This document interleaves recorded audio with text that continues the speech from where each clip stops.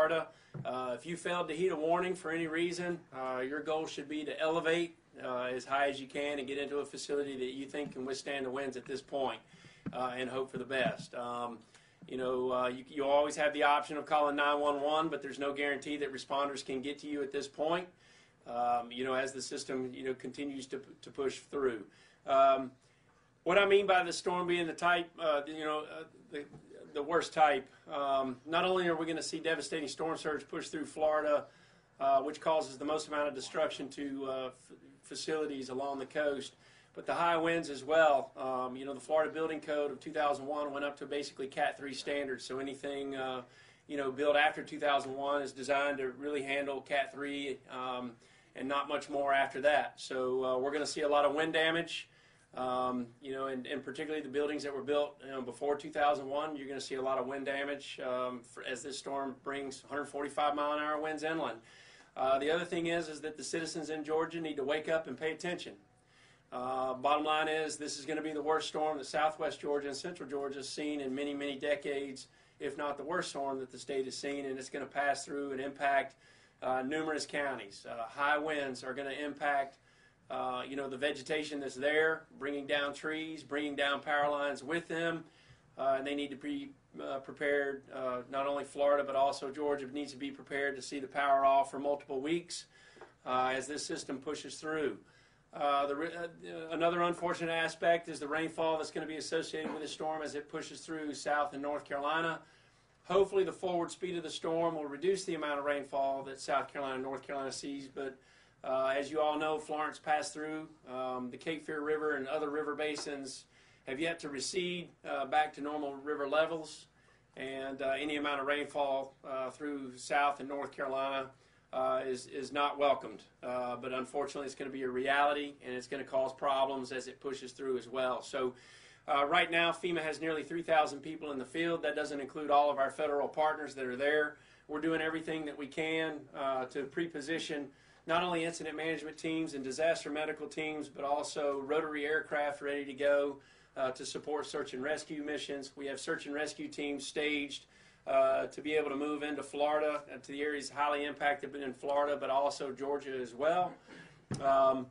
In regards to commodities, the state of Florida has strong capability that we're working hand in hand with right now. They have staging and distribution capability in Orlando. We've staged commodities and teams in Maxwell Air Force Base in Alabama as well as Atlanta, ready to move in as soon as we can do so and push through. The great communication, just got off the phone with Governor Scott. The governor is leaning forward, doing everything that he can to position the state to be able to help his citizens. Last night, they made a very good move by using the wireless emergency alert system to let people know that this storm is getting stronger and stronger and you need to leave. This is the final call for anybody that needs to get out. Try to do so. Those who stick around to experience storm surge don't typically live to tell about it, unfortunately. And with that, again, I want to reiterate, it's a whole community effort, not only the response part, but the recovery. It's going to take neighbor helping neighbor, citizens getting involved that haven't been impacted, donating their time and their money to help citizens recover, all the way up to the federal government. So we ask you always to download the FEMA app. Go to disasterassistance.gov if you're, receive impacts from the storm. And then also go to nvoad.org, nvoad.org, if you're looking to volunteer and help those in need. So with that, I'm going to pass it over to our friends over at the National Oceanic and Atmospheric Administration. Ken, come on. Thank you. Okay, thank you very much, everyone. And Michael did strengthen overnight to Category 4, 145-mile-an-hour winds. It's important to not focus just on the core of the storm. This is a huge storm. We're looking at a 200-mile wind spread from the center. So tropical storm force winds will be pulling out into portions of Alabama, even into portions of central Florida. And this is going to be a devastating storm, possibly historical. We're looking at storm surge flooding of 9 to 14 feet. And that's going to impact the areas. Fortunately, though, high tide will be occurring late tonight, but water at that level will push a lot of inundation into the coastal communities in Florida And then once the storm passes to the north, we're looking at hurricane-force winds getting up into portions of Georgia. There's likely going to be widespread power outages, downed trees, power lines, and structural damage, and the threat for tornadoes along the track of Michael. As we get into Thursday and into Friday, the heavy rain threat pushes into the Carolinas. We're looking at 9 rivers specifically that were impacted from Florence are likely to see additional flooding. Fortunately, this is not expected to stall. It will be moving quickly offshore, so any flooding that does occur should be short-lived. And then Michael will be pulling out to sea by this weekend. Thank you very much. All right, thank you, Ken. Next we have Captain Kaylee Benson with our partners over at the U.S. Coast Guard.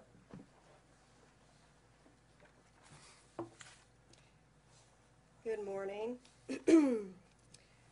We urge everyone in the path of Hurricane Michael to stay off the water, stay off the beaches, and heed all safety messages and evacuation orders from state and local authorities. Coast Guard is working in close coordination with our federal, state, and local partners to prepare for the arrival of the hurricane. And rest assured, captains of the port throughout all of the expected impacted areas and their teams have been working in close coordination with their respective maritime sectors in order to safely manage maritime operations and control the flow of cargo and supplies into each of the affected states in advance of the storm. And we are closing ports to vessel traffic and cargo operations as is necessary and based on the storm's movement. So as of this moment, Panama City, Pensacola, and Cedar Key are closed to commercial vessel traffic. Thank you. All right. Thanks, Captain. Next, Ray Alexander with the Army Corps of Engineers. Thank you, Administrator Long. Good morning. Ray Alexander, Army Corps. The Corps of Engineers is fully integrated with the federal response and our fellow federal partners and our state and local stakeholders as well. Currently, we're in support of 3 FEMA mission assignments valued at over $1.4 million and another over $140,000 of our own flood control authorities. Brigadier General Diana Holland, the Commanding General for our South Atlantic Division, headquartered in Atlanta. She has the lead for the fight. She'll be at FEMA Region 4 today. Our district headquarters in Wilmington, Jacksonville, Savannah, and Mobile have activated, and those district commanders are out and about pre-storm. We have key leaders, liaison officers, technical subject matter experts located at state emergency operations centers and other key local and critical nodes throughout the area. In terms of dam and levee safety, currently we're assessing potential impacts to the 29 flood risk projects we have in the projected path. Right now, our assessment of our reservoirs, we have sufficient capacity to receive the rainfall. We are reviewing the potential for releasing additional releases out of those reservoirs, so there's a potential that a deviation might be prudent. We have no significant impact projected to Lake Okeechobee in Florida. In terms of temporary power, we have received a FEMA mission assignment. Our temporary power planning response team and our supporting contractors are located at the State OC in Tallahassee. Additionally, we have soldiers from our 249th Engineer Battalion at the Incident Support Base in Maxwell Air Force Base, Alabama. For navigation, our survey vessels are in safe harbor, and they're postured to support our colleagues from the Coast Guard and NOAA to open ports, channels, waterways as soon as it is safe. No missions in debris, roofing, water, wastewater. We're postured to support EPA to do assessments and provide temporary power on water, wastewater facilities. Lastly, the Corps is fully synchronized with the Department of Defense efforts and U.S. Army North, U.S. Northern Command, and the Department of the Army. Thank you. All right. Thanks, Ray. Finally, we have Reggie Cheatham with EPA, our partners over at EPA. Thank you, Administrator Long, and good morning. The Environmental Protection Agency is ready to respond to environmental concerns related to Hurricane Michael and is working very closely with our state and local officials to prepare to address any impacts. The agency's pre-landfall activities related to the storm are complete.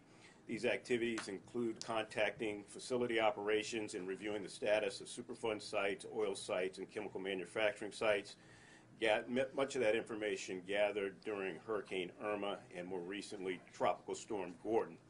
In addition, we are prepared to address post-landfall impacts should they occur. EPA is also in close coordination with the state of Florida. We have embedded a on-scene coordinator in the State Emergency Operations Center in Tallahassee to coordinate response efforts for oil and hazardous substance releases should they occur. We also have an on-scene coordinator posted in FEMA's Regional Response Coordination Center in Atlanta.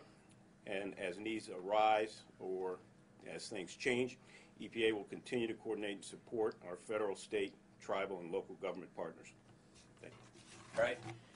And last but not least, our partners over at the American Red Cross. Obviously, this is a huge mass care effort, so if we can have Mr. Peter Macias.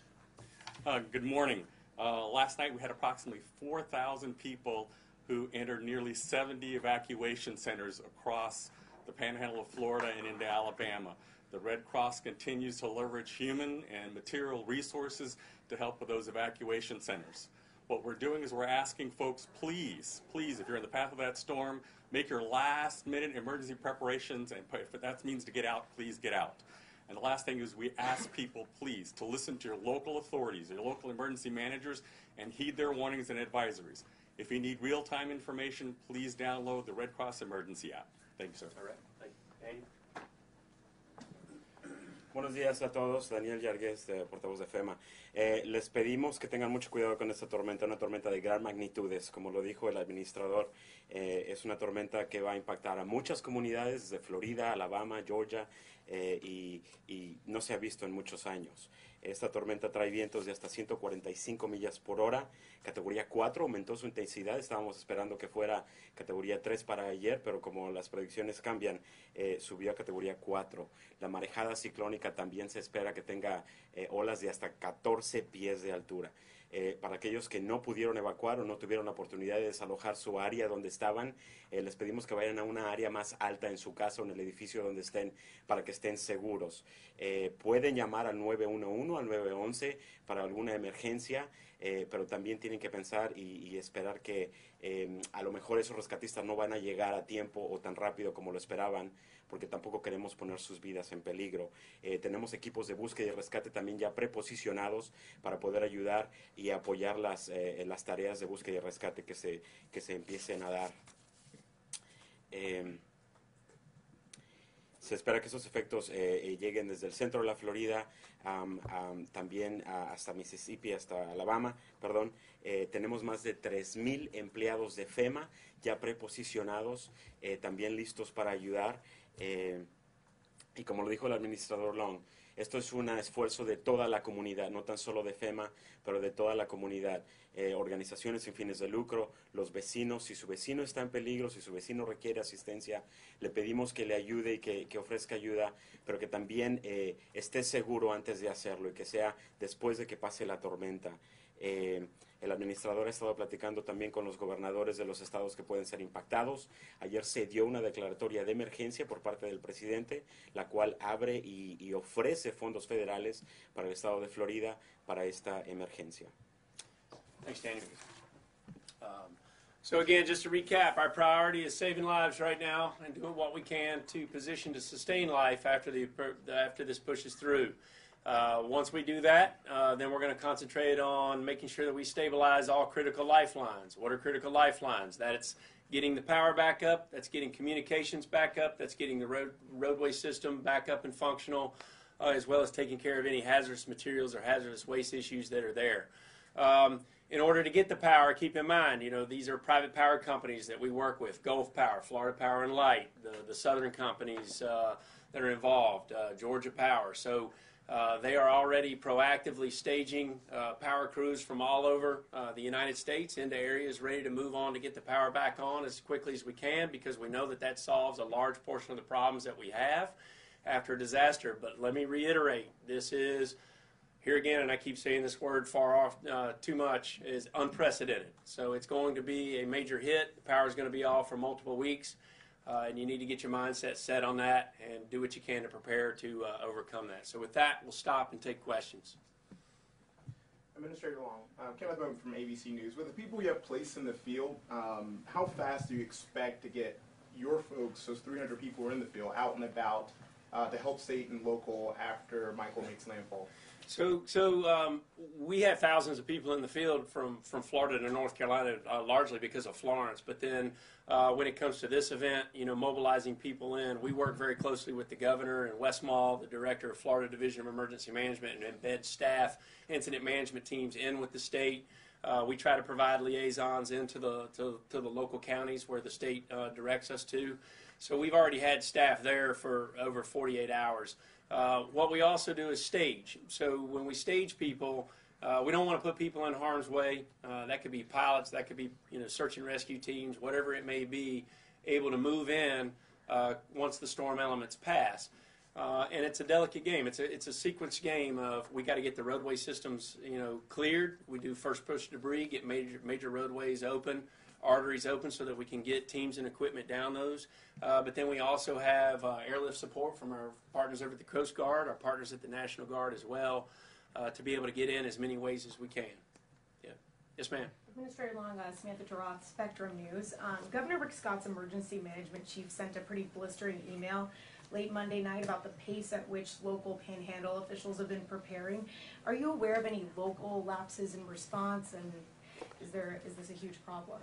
I think Director Wes Mall is doing his job and leaning forward and being proactive. I mean, look, we're all held to the highest standards when it comes to my position or his standard.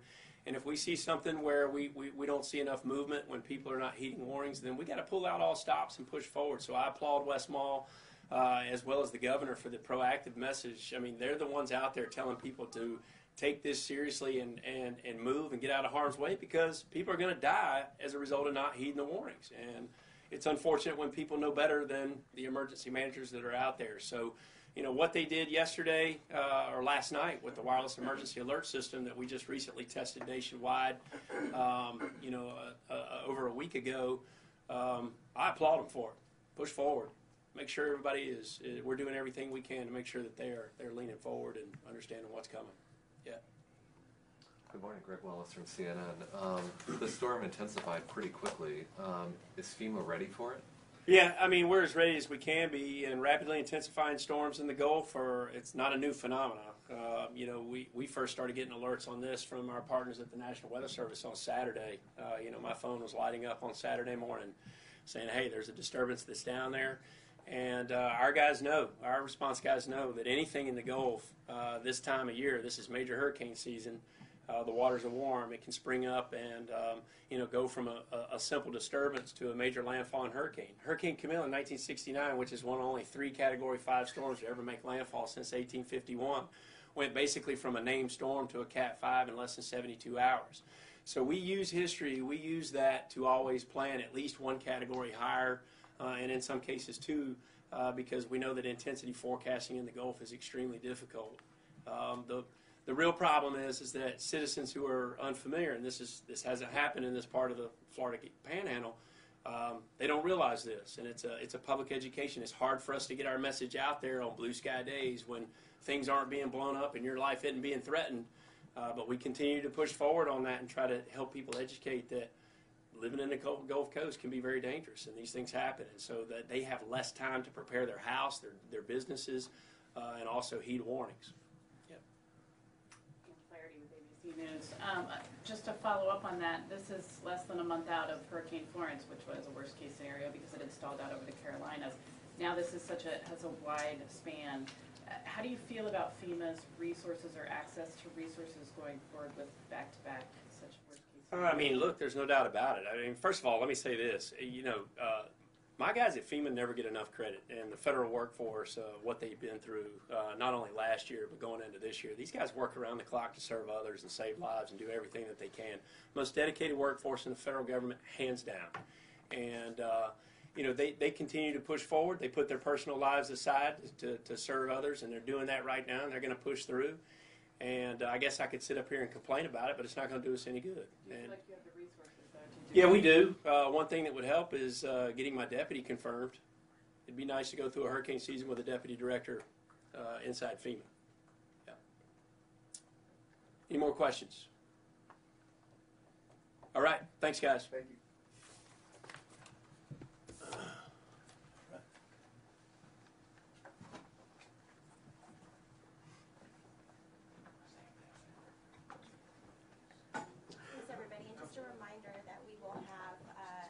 3:30 p.m. telephonic update, and we do plan to have a 9:15 tomorrow morning update in this room. Thank you, everybody. John Bolt. Chris. They're going to make sure you're working to get ready.